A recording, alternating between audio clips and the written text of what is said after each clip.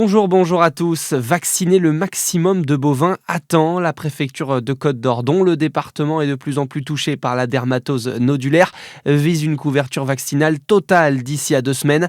21 500 bovins vont donc devoir recevoir une dose.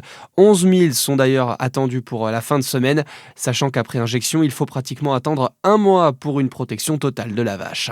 Une mère de famille maltraitante condamnée à 5 ans de prison avec sursis par le tribunal de Dijon entre 2013 et 2019, la quadragénaire s'était montrée violente avec son fils aîné, lui assénant coups de poing et coups de ceinture. L'enfant devait parfois dormir dehors en plein hiver et était régulièrement privé de nourriture pendant plusieurs jours. Son père a également été condamné à 6 mois de prison avec sursis. La grotte des Libots retrouvée saccagée hier. Le site religieux et de recueillement réplique de la grotte de Lourdes, située entre Tiré et Lessard-en-Bresse, a été retrouvée sans dessus-dessous par un automobiliste. Une plainte sera déposée ce matin en gendarmerie par le maire de Lessard-en-Bresse, Alain Philippe. C'est la 3e fois en 10 ans que cette grotte est vandalisée. Montmoreau dans le top 10 du baromètre vélo 2025 dans la catégorie bourg-village. La commune aux 5000 habitants a été mise à l'honneur par ce classement publié par la Fédération des usagers de la bicyclette et a obtenu la note de 4,3 sur 6, prenant en compte différents critères comme la sécurité, le confort et les possibilités de stationnement. Dans le reste de l'actualité en France, la suspension de la réforme des retraites sera bien intégrée au projet de loi de finances pour la sécurité sociale via une lettre rectificative qui doit être adoptée demain en Conseil des ministres.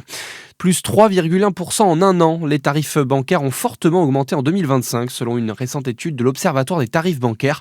On atteint même 9% d'augmentation pour les frais de tenue de compte, une hausse difficile à justifier pour Juliette Woods, chargée de mission banque et assurance à l'UFC Que Choisir. L'augmentation vient des banques elles-mêmes. Les banques affirment qu'elles ont connu une augmentation et que c'est lié à un rattrapage post-Covid. Donc ça, c'est l'argument des banques. Pour nous, ce n'est pas forcément notre vision puisque le rapport de l'Observatoire des tarifs bancaires ne propose aucune comparaison sur 5 ans qui aurait permis de mesurer une éventuelle dynamique liée à la période Covid. Donc pour nous, c'est surtout une hausse qui n'est pas maîtrisée de 3,1% et qui augmente beaucoup plus vite que l'inflation, puisque entre 2024 et 2025, la hausse est de 3,1% des tarifs bancaires face à 1% d'inflation générale. L'UFC Que Choisir appelle les consommateurs à vérifier dans quelle mesure ils ont été touchés par cette augmentation et à ne pas hésiter à changer de banque si c'est plus avantageux.